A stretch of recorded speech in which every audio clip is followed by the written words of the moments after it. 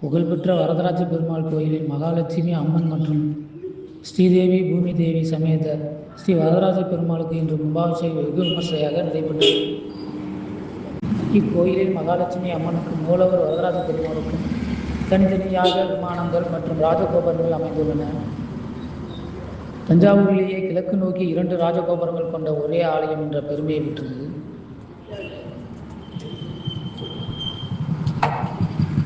திருவோணம், பௌர்ணமி, பஞ்சமி மற்றும் புதன், வெள்ளி, சனிக்கிழமைகளில் பக்தர்கள் தீபமேற்றி வழிபடும் இக்கோயிலில் கும்பாபிஷேகத்தில் நூற்றுக்கணக்கான பக்தர்கள் கலந்து கொண்டு சாமி தரிசனம் செய்து இறைவனின் அருளை பெற்று சென்றார்கள்.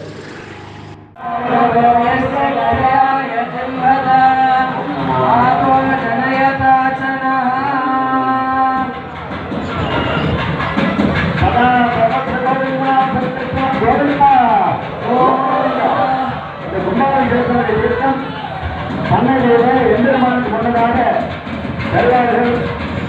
ஆகவே பக்தர்கள் தீபாவளி கொடுத்து கடுமையாக வந்து எந்திரமானை தரிசித்து